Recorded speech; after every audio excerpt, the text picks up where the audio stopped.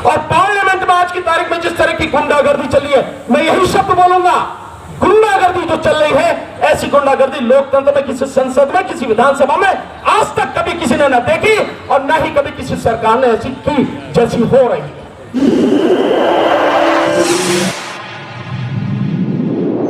इस news channel पर जो भी वक्ता ने कहा वो उसकी अपनी राय है, जिसकी पुष्टि नेशन न्यूज इंडिया नहीं करता। धन्यवाद। राष्ट्रपिता ज्योतिबा फुले, माता सावित्रीबाई फुले, माता फातिमा बी, शाहू जी महाराज, हमारे काशीराम साहब सहित इस देश में जन्मे सभी महापुरुषों के चरणों में कोटि कोटि नमन करते हुए आज के इस कार्यक्रम के कर्ता धर्ता और हमारे बहुत पुराने साथी मिशन जय भीम के राष्ट्रीय अध्यक्ष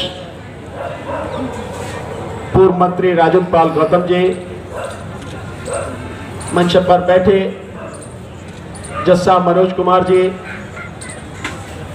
ठेकेदारी हटाओ राष्ट्रीय संयुक्त मोर्चा के राष्ट्रीय अध्यक्ष आदरणीय डीसी कपिल साहब और अन्य तमाम मेरे सम्मानित साथी और सामने बैठे हुए मेरे सभी सम्मानित भाइयों बहनों, बुजुर्गों, नौजवान साथियों, आप सभी को मेरा जय भीम, नमो बुद्धाय, आदाब, सत श्री अकाल। साथियों, आज जो सम्मेलन है उसका नाम दिया गया है राष्ट्रीय बौद्ध एवं बहुजन अधिकार सम्मेलन। तो अधिकार तो उनके बचेंगे ना कि जो लोग होंगे, लेकिन अगर लोगोलोगों को ही खत्म कर दिया जाए तो अधिकार किसके लिए जरूरत है? किसी के लिए जरूरत नहीं। और वर्तमान सरकार लगातार लोगों को खत्म करने का पूरा बंदोबस्त कर रही है। आपको मालूम होगा, बड़ा हल्ला मच रहा है कि संसद की सुरक्षा में चूक और बीजेपी के जो एमपी है उसके माध्यम से पास बनवाए गए उन लोगों के जिससे वो अंदर पहुंचे, और उसी दिन दो महत्वपूर्ण कानून पास कर दिए गए और आप इसी सुरक्षा में अटके पड़े हो। एक, इलेक्शन कमीशन को अधिकार दे दिए, और दूसरे, अगर आर्थिक स्थिति के विषय में कोई भी बोलेगा तो उसे आतंकवाद माना जाएगा। ये कानून पास हो गए। 146 जो सांसद हैं विपक्ष के उनको निष्कासित कर दिया, और उसके बाद में संसद में आईपीसी, सीपीसी, सीआरपीसी, इन तीनों पर बिना विपक्ष के हुए, बिना चर्चा के उन्हें पास करने की सारी व्यवस्था कर दी। आपको नहीं समझ में आ रहा कि जिस व्यक्ति के खिलाफ, जिस सरकार के खिलाफ आपको लड़ाई लड़नी है, उसकी रणनीति क्या है, वो कैसा छल कपट से भरा हुआ व्यक्ति है, किस तरह की चालें वो चल रहा है। आप अधिकार मांग रहे हो, वो आपकी गर्दन काटने के लिए सारे इंतजाम कर रहा है, आप अधिकार मांग रहे हो। पहले बचोगे तो अधिकार बचेगा ना, अधिकार मांगोगे। और मैं यूं नहीं समझता कि अधिकार मांग रहा, मैंने तो यही सुना, यहां बैठे हुए लोग हैं उनके मुंह से भी कई बार सुना कि अधिकार मांगे नहीं जाते, अधिकार छीने जाते, तो फिर मांग काहे पूरे यार मेरे। मतलब बड़ी अजीब अजीब सी स्थिति मुझे नजर आती है। साथियों, आपका कुछ नहीं बचेगा अगर आपको विश्वास नहीं है। जो सोशल मीडिया में बहुत गहनता से लोग रिसर्च कर रहे हैं और अपनी बातें आपके सामने रख रहे हैं, उनको सुनो। आप सब कुछ पूरी तरह से तबाह करने का इंतजाम कर लिया गया है, और ये सब कुछ कानूनी रूप से होगा, ये गैर कानूनी रूप से नहीं होगा। संविधान में, कानून में परिवर्तन करने के बाद पूरा देश पुलिस राज्य में बदल दिया जा रहा है, और उसके बाद पुलिस के माध्यम से आपकी गर्दन काटी जाएगी, आप चू भी नहीं कर सकेंगे। आपको नहीं समझ में आ रहा है, मैं बार बार इस बात को कहता हूं। इस मोदी को, इस मोदी सरकार को जब तक आप पूरी तरह से अंधकार में दफन नहीं कर दोगे, पाताल की गहराई में दफन नहीं कर दोगे, आपको कुछ मिलने वाला नहीं है, बचने वाला नहीं है। मिलेगा तो दूसरी बात है। अभी एक रिपोर्ट आई है, अभी आदरणीय राजन पाल गौतम जी ने जो बताया, आपको इससे नहीं समझ में आता कि 2.25 लाख स्कूल बंद हो गए। ये क्या है? और जो 2020 में नई शिक्षा नीति जो आई है उसके अनुसार क्या है? हर चीज को प्राइवेट हाथों में दिया जा रहा है, हर चीज को।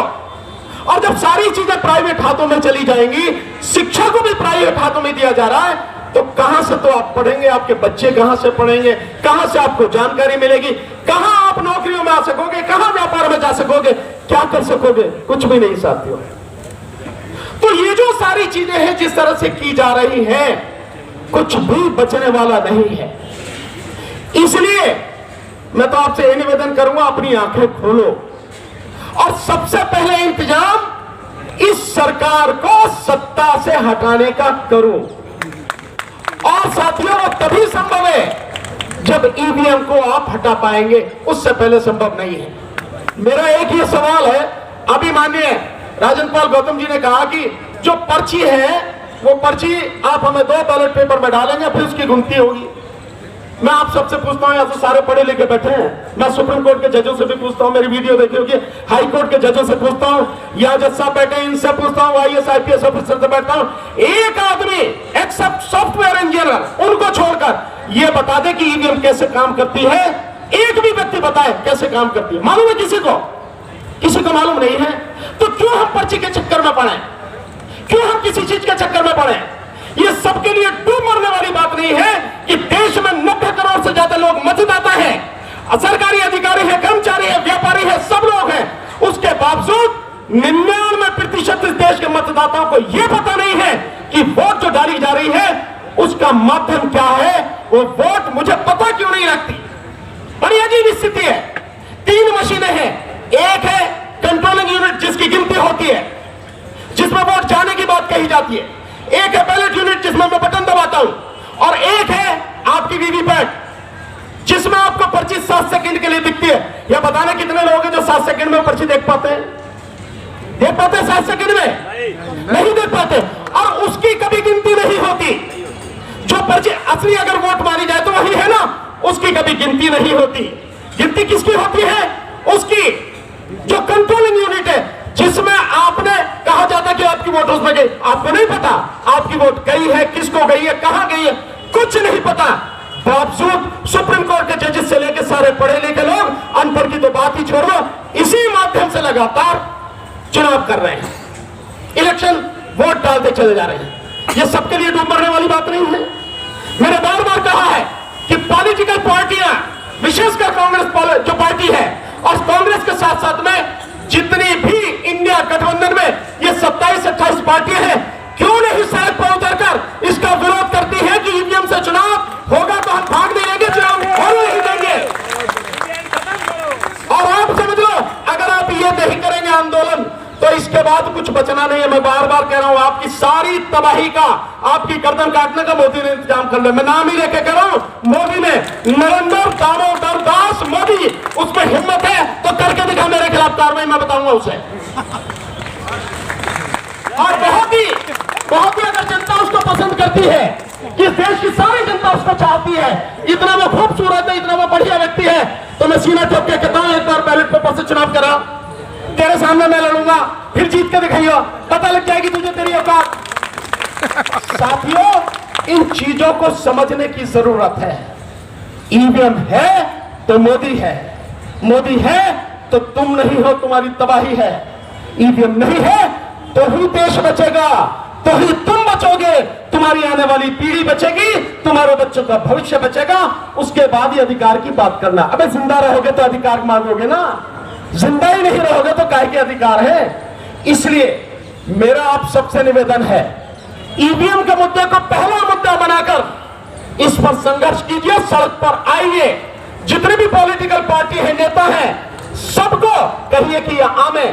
हालांकि इनसे कहने का कोई फायदा नहीं है, क्योंकि इन सभी नेताओं के रहते हुए आपके तमाम अधिकार कानूनी रूप से इसी संसद में, विधानसभाओं में खत्म कर दिए गए, और ये मुर्दे जरा भी कुछ नहीं कर पाए, सारे के सारे, चाहे 131 का हो या बाकी और जितने भी है, जो कहना है कह लो।